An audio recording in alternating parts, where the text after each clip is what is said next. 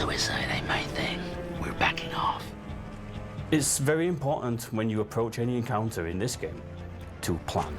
You spot anything? Plan, plan, plan. It's all about planning. Careful. They're all over the place, and we can't find them all at once.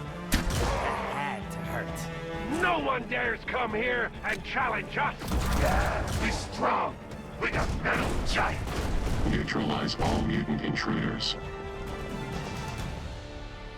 When we were prototyping the Mutant Year Zero video game, we wanted the game to feel very close to the experience you have when you play the pen and paper role-playing game. And that's when we landed on the real-time and tactical approach. The tactical approach is our version of the pen and paper rolling the dice, and the real-time is our version of you exploring ruins and look for items that you can use. Then you may come across an enemy encounter, and you'll fight some people. The air stinks like mutants. Not just any mutants, stalkers. A typical encounter is that you will approach a group of enemies, then you will usually sneak around for a bit. The attention circle is going to represent what they can see and what they can hear. Check that guy out. You see him? Head like an infected mushroom. He's one of the Nova sect. Stealth in our game is about intel gathering. Gathering as much information as you can about the enemies you're about to face, so you feel like you can prepare yourself to take them on. Hear my voice within your heads. And then once you know what kind of enemies are here, then you'll probably look at your mutation loadout and make sure that you've got the most optimal mutations equipped. Different combinations of these mutations will allow for different types of benefits. So for example, if you've got the Dux's moth wings mutation, which allows you to fly, then you best equip a passive mutation which allows you to get a super high critical chance from high ground. That's the perfect combination. So now I can get high whenever I want and get really high crit bonuses because of my second passive mutation.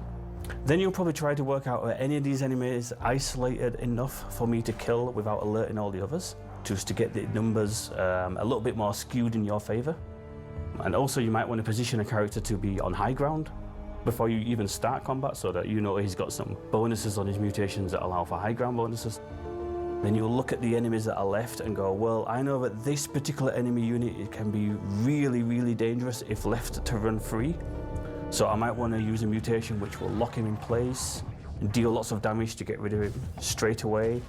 Or maybe this other enemy unit, if they get a turn, they'll call for extra help, and I'm not really equipped to deal with extra numbers right now, so I need to take that one down first. So it becomes a case of studying the playfield and figuring out your strategy before you press your ambush button. And then when you're in tactical, it's all about trying to make your plan work. And if it doesn't work, then thinking on your feet and trying not to use up all your grenades because they're quite expensive to buy, and try not to take too much damage because medpicks are also quite expensive to get yourself health back. So it's a game which emphasizes planning more than most games. And I think that's part of our strength, that it's a game which demands that you approach situations in a clever way. Because if you're not clever, you'll just be punished.